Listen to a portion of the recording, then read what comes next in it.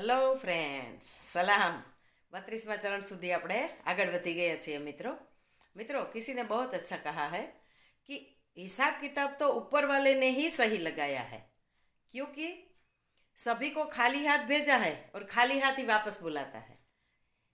इस पृथ्वी पे कोई चौकीदार नहीं है, कोई जज नहीं है, कोई रक्षक नहीं है, फिर भी कोई भी आदमी, कोई भी जीव अपने साथ एक दिन का भी ले जाने के लिए सक्षम नहीं है। कितनी अच्छी व्यवस्था उसने रचा दी है।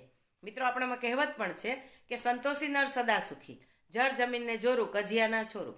ઘણી બધી કહેવતો છે, પણ દરેક કહેવત દરેક જગ્યાએ સાચી પડતી નથી। સંતોષ રાખવો જ જોઈએ, રૂપિયા પૈસા કમાવામાં સંતોષ રાખવો જોઈએ, પરંતુ સત્કાર્યો કરવામાં, દાન દક્ષિણા કરવામાં ક્યારેય સંતોષ રાખવો જોઈએ નહીં। સારા વિચારો કહેવામાં, સાંભળવામાં પણ કાયમ અસંતોષ રાખવો જોઈએ, તો જ આપણો જીવન વિકાસ થાય। એવી રીતે જર જમીનને જોરું, પણ આપણે જો રામાયણ ખોલીએ તો ખબર પડે કે ભરતજી કહે છે કે આ રાજ્ય તમે સંભાળો, અવધનું રાજ્ય, જ્યારે ભગવાન શ્રી રામ કહે છે કે ના ભાઈ, તો તને મળ્યું છે, તારે સ્વીકારવાનું છે। એટલે દરેક કહેવત દરેક જગ્યાએ સાચી પડતી નથી, પરંતુ છેલ્લે રમત તો રૂપિયાની છે મિત્રો, કારણ કે એ આપણો બહિર પ્રાણ છે, એના વગર આપણું જીવન ચાલતું નથી। તો આ જ રૂપિયો જો આપણે મંદિરમાં આપીએ તો દાન કહેવાય, બાળક સ્કૂલે જતું હોય ને ફી ભરીએ, પૈસા આપીએ તો એ ફી કહેવાય, આપણે દીકરીના લગ્ન કરીએ અને આપીએ તો દહેજ કહેવાય, પણ કોઈના લગ્નમાં જઈએ અને જો આપીએ તો એ ચાંદલો કહેવાય, મજૂરને આપીએ તો મજૂરી કહેવાય, કોઈ પાસેથી ઉછીના લઈએ તો લોન કહેવાય, અને કોઈને ઉછીના આપીએ તો ઋણ કહેવાય। આપણે કોઈને ડિવોર્સ થાય અને જો રૂપિયા આપવા પડે તો કહેવાય કે જિંદગીભરનો રોટલો આપ્યો છે। એ જ રૂપિયા કોઈને હેરાન કરવા માટે માણસ રોકીએ અને આપીએ તો એને સોપારી આપીએ એવું કહેવાય। આ રીતે રૂપિયાની રમત આપણે જોઈએ મિત્રો, તો કોઈ પોલીસ ઓફિસર અથવા કોઈ માણસ આપણી પાસેથી રૂપિયા માગે, મતલબ આપણે કંઈ વાંકમાં છીએ તો દંડ કહેવાય, અને સરકારને આપીએ તો એ પાછો કર કહેવાય। જો કોઈ કર્મચારી છે એ કામ કરી અને પૈસા મેળવે તો એને પગાર કહેવાય, અને કોઈ પણ માણસ રિટાયર થાય અને છતાંય વળતર મેળવે તો એને પેન્શન કહેવાય। હોટેલની અંદર જઈએ અને પેલો જે નોકર હોય એને આપીએ તો એ ટીપ કહેવાય, અને કોઈ પણ વ્યક્તિને એમને એમ આપીએ તો એ ભેટ કહેવાય। આ રીતે મિત્રો રૂપિયાના અનેક નામ છે, પણ છેલ્લે વાત તો એક જ છે કે રૂપિયા વગર આપણું જીવન ચાલતું નથી। તો આવી જ એક સંતોષની વાત, નાની એવી વાર્તા આપણે જોઈએ।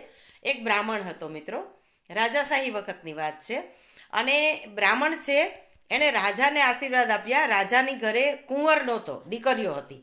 હવે તમને ખબર છે કે જૂના કાળની અંદર રાજાને જ્યારે રાજ તિલક કરવું હોય ત્યારે એ પોતાના યુવરાજને, પોતાના મોટા દીકરાને રાજા તરીકે ખુરશી પર બેસાડતા, સિંહાસન પર બેસાડતા। એટલે હવે એ બ્રાહ્મણને જે મંદિરમાં પૂજા કરતા હતા એ બ્રાહ્મણને એક વખત રાજા પગે લાગે છે, એના આશીર્વાદ માગે છે, અને બ્રાહ્મણ આશીર્વાદ આપે છે। બ્રાહ્મણ તો ખૂબ ગરીબ હોય, ગરીબ જ, વાર્તામાં કાયમ બ્રાહ્મણ ગરીબ જ હોય, બરાબર ને? તો એવું થાય છે કે ભગવાનને કરવું કે રાજાની ઘરે કુંવરનો જન્મ થાય છે, અને રાજા તો ખૂબ ખુશ થઈ જાય છે। પહેલાં બ્રાહ્મણને રાજમહેલની અંદર બોલાવે છે અને કહે છે કે તમારા આશીર્વાદથી ભગવાને મને આ એક કુંવર રૂપી રત્ન આપ્યું છે, એટલે હવે મારે તમને કંઈ આપવું છે, મને ખૂબ ખુશી થઈ છે। તો એક કામ કરો કે આજે રાત્રે સૂર્ય આથમે એટલે રાજ્યના ભંડાર તમારી માટે ખુલ્લા મૂકી દેવામાં આવશે। તમારે એકલાએ તમારી જાતે એમાંથી જેટલું જોઈએ એટલું ધન, વૈભવ, હીરા જવેરાત એ લઈ જવાનું, પરંતુ સવારે સૂર્યોદય થશે એટલે એ દ્વાર બંધ થઈ જશે। આખી રાત તમને સમય આપું છું કે તમારે એની અંદરથી જેટલું જોઈએ એટલું ધન તમે લઈ જઈ શકો છો। એટલે બ્રાહ્મણ તો ખૂબ ખુશ થઈ જાય છે કે ઓહો, હવે તો મારી જિંદગી આખીનું દરિદ્ર છે એ મટી જશે, અને હવે તો હું ખૂબ ધનવાન થઈ જઈશ અને સુખ શાંતિથી આરામથી રહીશ, મારી પત્ની, મારા બાળકો સાથે હું સગવડતાથી જીવન જીવીશ। હવે એ તો સૂર્યાસ્તની વાટ જોવે છે, વહેલું જમી કરીને બધું ફ્રી થઈ જાય છે। જેવો સૂર્યાસ્ત થાય છે એટલે રાજાના જે છે એનો ખજાનો, એના દ્વાર નોકરો ખોલે છે અને કહે છે કે જો સૂર્યાસ્ત થયો છે, હવે અમે સવારે સૂર્યોદય થતાની સાથે અહીંયા હાજર થઈ જઈશું। સૂર્યોદય થઈ જશે પછી તમને આમાંથી એક ફૂટી કોડી પણ લેવા માટે મળશે નહીં, આવો રાજાનો આદેશ છે। બ્રાહ્મણ કે કશો જ વાંધો નહીં. બ્રાહ્મણ મનમાં વિચારે છે મિત્રો કે આખી રાત પડી છે, આખી રાતમાં તો હું કેટલું બધું લઈ જઈશ, આમાં ક્યાં મારે કોડીની જરૂર છે. અને બ્રાહ્મણ પોતાની સાથે પછેડી, ખભે રાખવાનું એક વસ્ત્ર, એ પછેડી પાથરે છે અને હીરા જવાહરાત બધું એમાં ભરે છે. 4 છેડા ભેગા કરી, જે ગ્રામ્ય વિસ્તારમાં રહેતા હશે એને ખબર હશે ફાંટ એટલે શું. આવું લંબચોરસ કપડું હોય એમાં કોઈ પણ આવી રીતના ભરી અને 4 છેડા ભેગા કરીને ખભા ઉપર ઊંચકીને લઈ જવું, એને ફાંટ ભરી કહેવાય. એટલે બ્રાહ્મણ તો હીરા જવાહરાત ઘણું બધું નાખી અને 4 છેડા ભેગા કરીને ફાંટ ખભે ચડાવવા જાય છે, તો ખભે ચડતી નથી, વજનદાર, વજન વધી ગયો. એટલે એને એવું થાય છે કે થોડુંક કાઢી નાખું, એટલે એમાંથી થોડુંક, કારણ કે હમણાં બીજા ફેરામાં પાછું લઈ જઈશ, મારે તો સવાર સુધી લઈ જવાનું છે. એટલે એ થોડુંક કાઢે છે અને ફાંટ ચડાવે છે તો સરળતાથી ચડી જાય.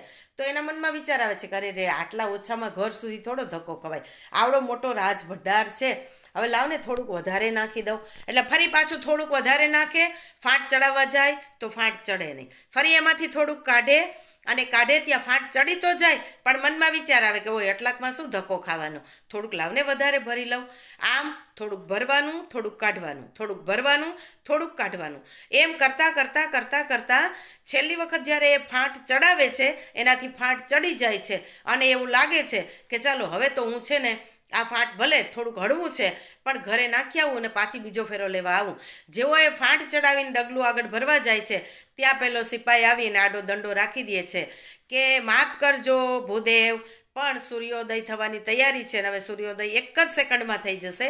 હવે તમે આ રાજભંડારમાંથી એક ફૂટી કોડી પણ લઈ જઈ શકશો નહીં. આ રાજાની શરત પ્રમાણે સૂર્યાસ્તથી સૂર્યોદય સુધીનો સમય તમને મળેલો હતો, એમાં તમે જેટલું લઈ ગયા એ તમારું, હવે તમે આમાંથી કાંઈ લઈ જઈ શકશો નહીં. મિત્રો, આપણને હસવું આવે ને બ્રાહ્મણના વિચાર ઉપર, બ્રાહ્મણના આઈડિયા ઉપર, પણ આપણે થોડું વિચારીએ તો ખબર પડે કે આપણે પણ એવા જ છીએ. આપણને પણ એવું લાગે કે આ થોડુંક વધારે પૈસા કમાઈ લઉં, થોડોક વધારે મોટો થઈ જાઉં, મોટી થઈ જાઉં, પછી ભગવાનનું કામ કરશું, દાન દક્ષિણા કરશું, સારા કામ કરશું. એમ કરતાં કરતાં હજી થોડુંક એમ કરતાં એક દિવસ યમદૂતો આવી જાય અને મૃત્યુ આવી જાય, ત્યારે આપણે એને કહીએ કે થોડોક સમય આપો ને તો હું સારું કામ કરું. તો કદાચ યમરાજા અથવા ભગવાન પણ મનમાં મલકાતા હશે કે દીકરી, તને 80 90 100 વર્ષ આપ્યા, એમાં તે કંઈ કામ ન કર્યું, એ હવે તને હું થોડોક સમય આપું એમાં તું કરે, અને મેં 80 વર્ષ સુધી વિશ્વાસ રાખ્યો, એ મારો વિશ્વાસ તે તોડી નાખ્યો, હવે બીજી વખત હું તારા ઉપર વિશ્વાસ કરું ખરો? મિત્રો, ખરેખર વિચારવા જેવી વાત છે. વિચારી અને મને કોમેન્ટ કરજો ખાસ. ફરી પાછા મળશું, ત્યાં સુધી સૌને નમસ્કાર.